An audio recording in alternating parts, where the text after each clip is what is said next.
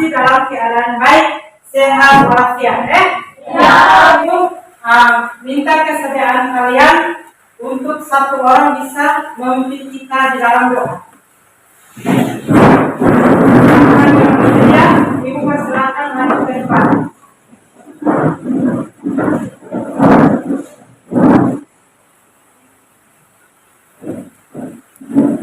Marilah kita siapkan hati dan pikiran kita untuk berdoa. Assalamualaikum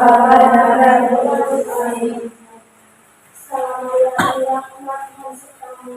Terpujilah Engkau dan wanita dan bertujulah buah tubuh Yesus.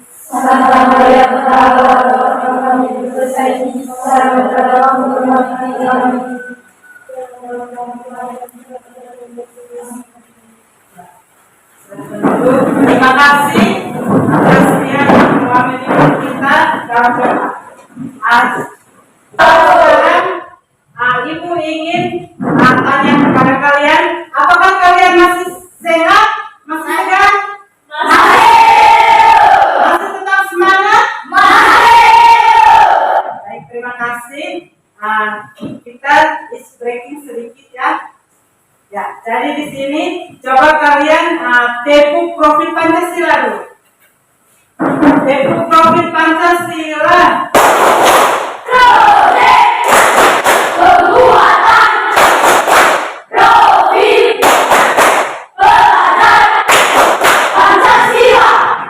Baik, terima kasih. Silakan kalian duduk dengan rapi ya. Ibu persilakan kalian. Ingat, saat kalian duduk itu harus dalam posisi tertib ya. Posisi yang tertib, posisi yang sopan, supaya saat kita kalian menerima layanan itu bisa kalian terima dengan baik. Ya. Sekarang Ibu ingin untuk mengecek kehadirannya kalian. Apakah kalian hari ini hadir semua tidak? Hadir semua. Oke, terima kasih. Jadi seorang pelajar itu tidak boleh alpa, tidak boleh bolos, harus rajin datang ke sekolah. Ya. Jadi baik. Sekarang Ibu ingin menyampaikan tujuan layanan hari ini. Di sini tujuan layanan hari ini yaitu untuk menggerakkan atau memacu para siswa agar timbul keinginan dan kemauan dalam meningkatkan prestasinya. Itu adalah tujuan layanan hari ini. Sebelum itu, Ibu ingin untuk menyampaikan langkah-langkah yang digunakan dalam layanan hari ini. Yang pertama, nanti kalian perhatikan, Ibu tayang saja di depan, kalian perhatikan. Di sini Ibu menggunakan standar kompetensi kemandirian peserta didik, yaitu Ibu menggunakan kematangan intelektual. Dari kematangan intelektual itu ada bagian pengenalan. Bagian pengenalan itu yang pertama, peserta didik menjelaskan pengertian motivasi belajar. Yang kedua, peserta didik dapat menyebutkan jenis-jenis motivasi belajar. Yang ketiga, peserta didik dapat menyebutkan faktor-faktor yang mempengaruhi motivasi belajar. Sedangkan bagian akomodasinya di situ, peserta didik menyadari pentingnya motivasi belajar. Yang kedua, peserta didik bisa membedakan jenis-jenis motivasi. Jadi di situ kalian harus bisa bedakan jenis-jenis motivasi itu seperti apa, ya?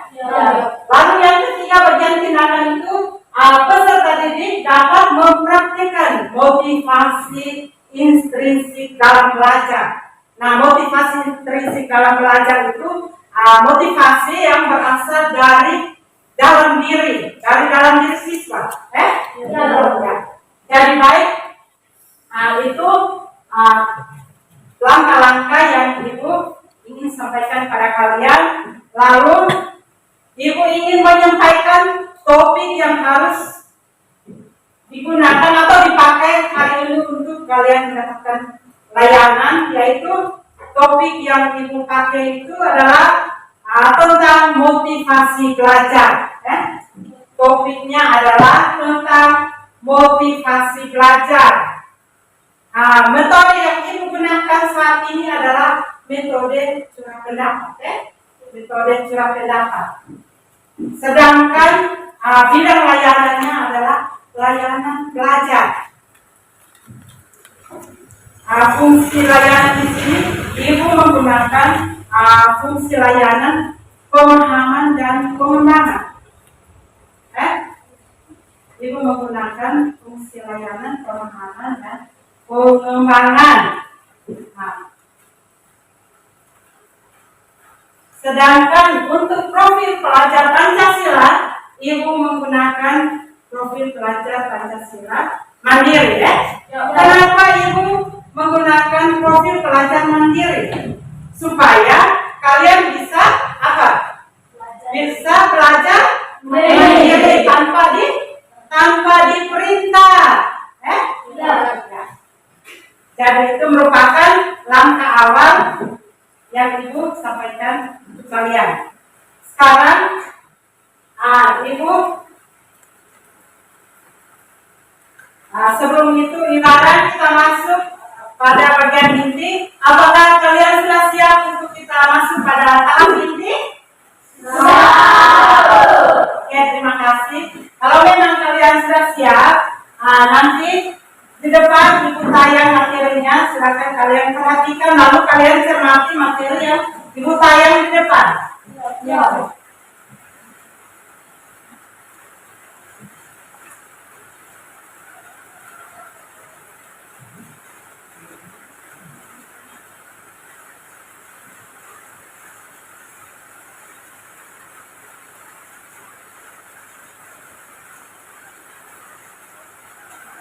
Yang pertama tadi sudah jelas, peserta didik dapat menjelaskan pengertian dari motivasi belajar. Nah, sebelum kita masuk pada motivasi belajar, jelas kalian harus tahu arti atau kata lain dari motivasi. Jadi motivasi itu berasal dari kata apa? Motif, yang artinya apa? Siapa yang bisa? Sudah jelas materinya ada di depan. Coba siapa yang bisa menjelaskan motif itu artinya apa? Ya, silakan berdiri.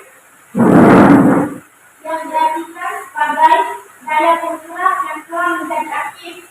Ya, baik, terima kasih. Nah, selain itu ada kata belajar. Kalian harus tahu pengertian dari belajar.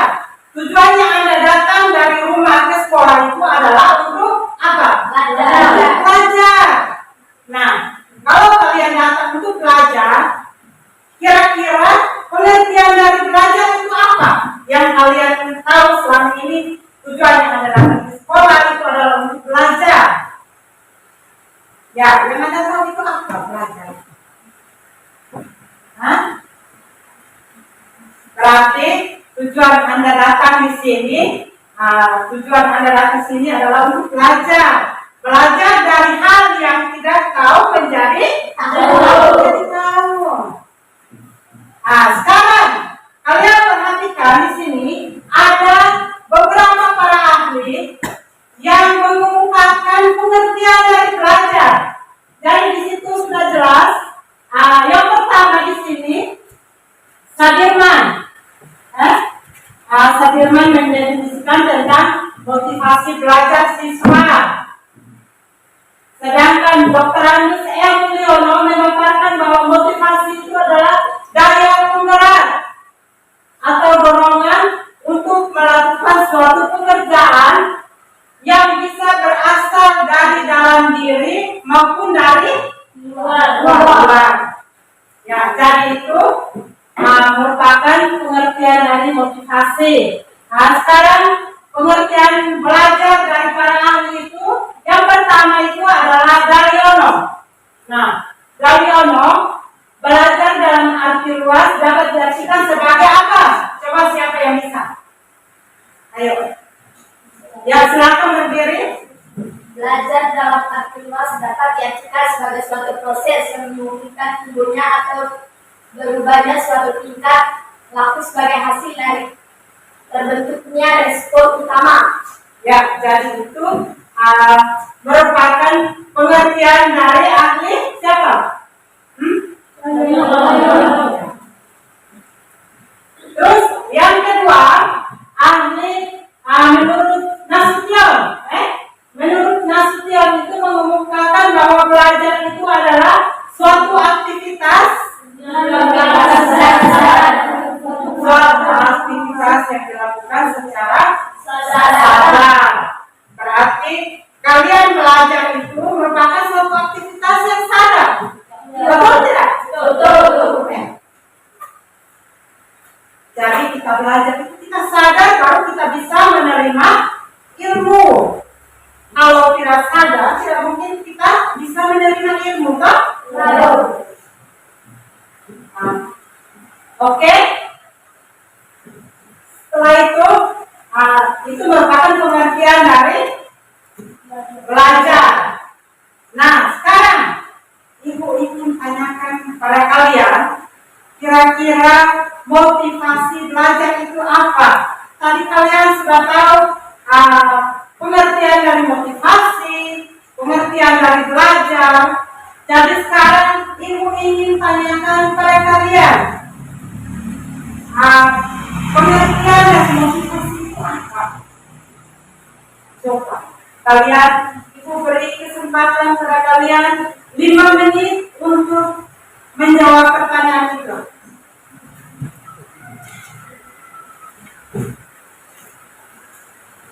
Ayo, siapa yang bisa? Saya. Ya, silakan. Pengertian dari motivasi adalah menggerak atau dorongan untuk melakukan suatu pekerjaan yang berasal dari dalam diri dan juga dari luar. Dari luar. Ya, terima kasih kepada Putri yang telah menjawab. Di sini Ibu tanyakan itu pengertian dari motivasi belajar. Pengertian dari motivasi belajar itu apa? Tadi pertama itu sudah dijelaskan. Motivasi itu adalah apa? Belajar itu adalah apa? Bisa tidak?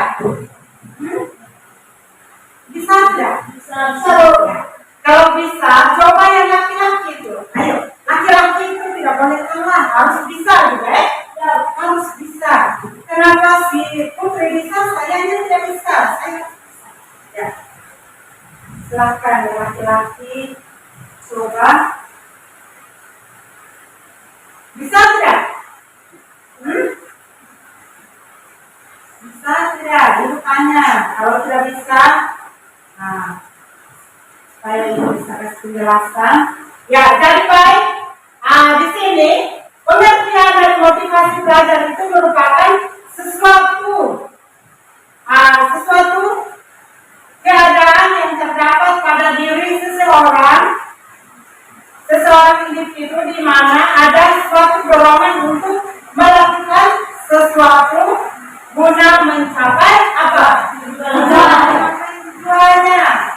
Jadi, kami yang datang di sekolah itu belajar untuk mencapai apa yang kita cita-citakan, mencapai tujuan seperti cita-citanya Anda. Ya, kalian belajar itu untuk mencapai tujuan, cita-citanya bisa tercapai. Dan itu tujuannya Anda datang ke sekolah, tujuannya adalah belajar. Ya, baik. Di situ tadi materi layanan yang pertama itu tentang pengertian dari motivasi belajar. Sekarang kita masuk pada materi yang kedua, materi layanan yaitu tentang jenis-jenis motivasi. Nah, jenis-jenis motivasi itu ada 4. Jenis-jenis motivasi itu ada 4. Yang pertama itu adalah motivasi pembentukan. Motivasi pembentukan itu yang dibagi menjadi 2. Kalian ingat, motivasi pembentukan dibagi menjadi 2, yaitu yang pertama motivasi bawaan. Artinya motivasi yang terbawa sejak lahir. Contohnya seperti apa? Motivasi yang terbawa sejak lahir. Contohnya seperti apa?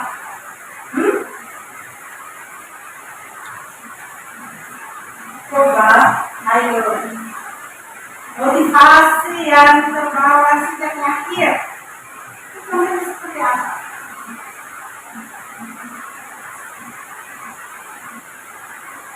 Putri, motivasi yang terbawa sejak lahir. Bisa? Ini coba.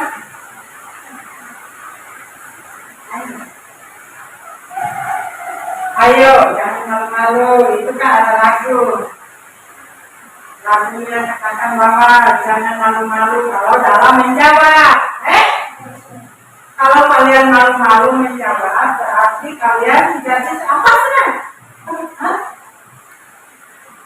Ayo Putri, coba. Tadi yang terbawa sejak lahir. Ya, tingkah laku, berarti itu terbawa sejak lahir. Tidak bisa dirubah, Sekarang motivasi yang kedua, yang pertama tadi motivasi bawaan, yang kedua itu motivasi yang dipelajari. Motivasi yang dipelajari artinya motivasi yang timbul karena dipelajari. Pembagian itu dibagi menjadi 3, yaitu yang pertama itu adalah motivasi menurut pembagian. Yang pertama itu adalah motif atau kebutuhan organis. Jadi motif atau kebutuhan organis itu contohnya seperti minuman, makanan, apa lagi? Sedangkan yang ketiga itu adalah motivasi objek. Motivasi objek. Terus jenis-jenis motivasi yang ketiga, itu motivasi jasmani dan rohani. Motivasi jasmani dan rohani. Di situ motivasi jasmani itu dia berkaitan dengan apa? Motivasi jasmani berkaitan dengan fisik, dengan tubuh. Jadi itu contohnya, kalian perhatikan. Ada contohnya. Jadi motivasi jasmani, contohnya seperti relax, Kalian tahu relax? Contoh motivasi dalam mata pelajaran juga ada, Contoh motivasi dalam mata pelajaran itu ada. Contohnya, Anda dalam mata pelajaran bahasa Inggris, Anda suka pelajaran bahasa Inggris, mungkin karena cara mengajarnya guru, metode yang digunakan guru itu mungkin kalian suka, sehingga motivasi pelajaran yang Anda itu bagus pada mata pelajaran bahasa Inggris. Faktor internal, Faktor internal itu dia terbagi lagi, yaitu faktor apa? Jasmani dan rohani. Tentu tadi sudah jelas. Pertama itu jenis-jenis dari motivasi itu sudah ada, Sudah ada tentang motivasi jasmani dan rohani, Sekarang dalam faktor-faktor motivasi belajar juga masih ada, menjelaskan kembali pertanyaan tadi dari Rian itu. Ibu beri kesempatan ya, silakan. Pengertian motivasi adalah mendorong atau dorongan untuk melakukan suatu pekerjaan yang berasal dari dalam diri dan juga dari luar. Ya, oke. Terima kasih jawabannya sudah benar dan bagus. Mari kita beri aplaus kepada teman kita. Ya, oke. Mungkin ada lagi satu dulu. Sebutkan faktor-faktor yang mempengaruhi belajar. Ya, jadi pertanyaan dari Putri tadi disuruh untuk sebutkan faktor-faktor yang mempengaruhi motivasi belajar. Kira-kira siapa yang masih ingat materi yang sudah tadi disampaikan itu? Kira-kira faktor-faktor apa saja yang mempengaruhi motivasi belajar? Ya, silakan Ibu beri kesempatan, silakan. Faktor individual seperti pertumbuhan dan kematangan kecerdasan latihan. 2. Faktor sosial seperti kehidupan dalam keluarga atau buku sekolah. Ya, jadi terima kasih. Jadi di situ faktor yang mempengaruhi itu ada 2 ya.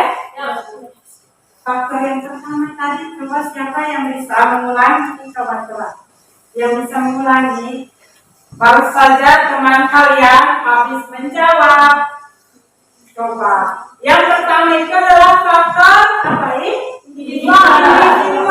Contohnya di dalam keluarga itu ada apa? Bapak, mama, adik, kakak. Itu. Berarti itu ada dalam faktor apa? Faktor sosial. Faktor sosial. Ya, oke. Oke, ya silakan Melly. Pengertian belajar menurut Slametro adalah suatu proses usaha yang dilakukan oleh individu untuk memperoleh suatu perubahan tingkah laku yang baru secara keseluruhan berhasil pengamalan individu itu sendiri dalam interaksi dengan lingkungannya. Ya, jadi baik. Jawabannya itu sudah tepat, Jadi itu merupakan pengertian belajar dari Slametro. Sekarang Ibu mau tanya, ada lagi pertanyaan? Tidak ada. Oke, baik, terima kasih. Kalau memang tidak ada pertanyaan, di sini Ibu ada menyiapkan lembar kerja siswa. Ibu akan bagikan kepada kalian. Silakan kalian mengisi LKPD-nya nanti. Sebelum kalian mengisi, kalian harus perhatikan Kalian perhatikan di dalam lembar kerja siswa di situ ada minta untuk tulis identitas. Identitas itu harus kalian tulis nama yang lengkap. Jangan tulis nama yang singkat saja. Harus tulis nama lengkap. Kelasnya kelas berapa Tiba-tiba salah tulis. Kelas 8 kalian tulis kelas berapa? 13. Begitu. Mungkin karena pengaruh jam-jam begini kan tidak ada rasa semangat sudah toh? Begitu kan? Jadi nanti kalian baca juga ada petunjuk pengisiannya. Petunjuk pengisiannya di sini. Nanti kalian perhatikan, kalian baca, cermati baik-baik, baru kalian memberi tanda Ya, jadi baik, Ibu akan bagikan lembar kerjanya. Silahkan kalian isi nanti. Ada 2. Ibu bagikan setiap orang. Ada 2. Jadi nanti kalian kerja.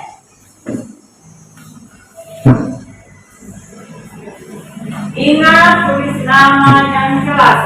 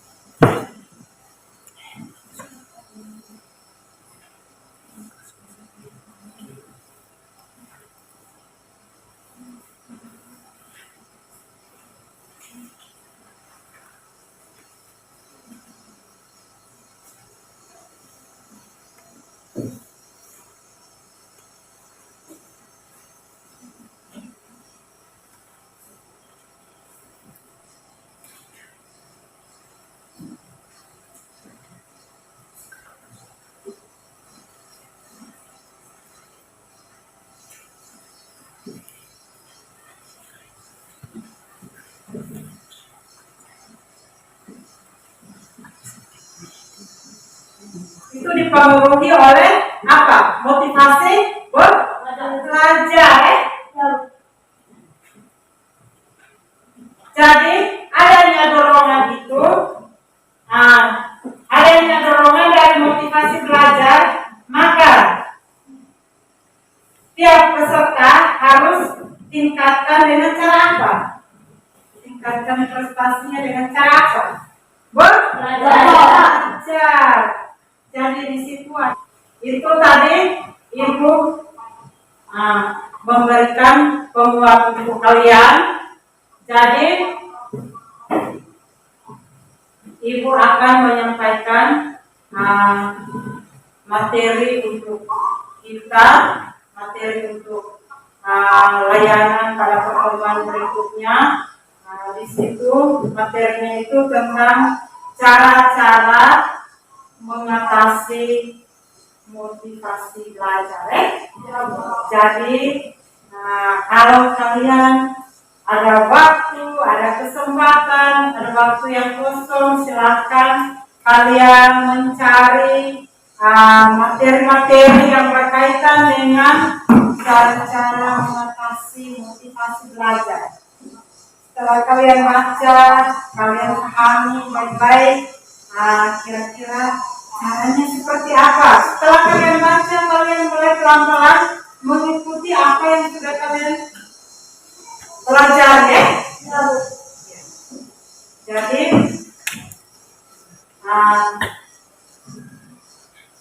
Ibu rasa kita masuk pada bagian penutup. Dan sini bagian penutup kita tutup dengan doa. Jadi Ibu minta satu orang siswa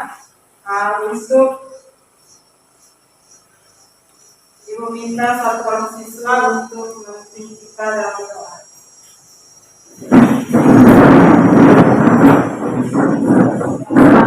Ke depan.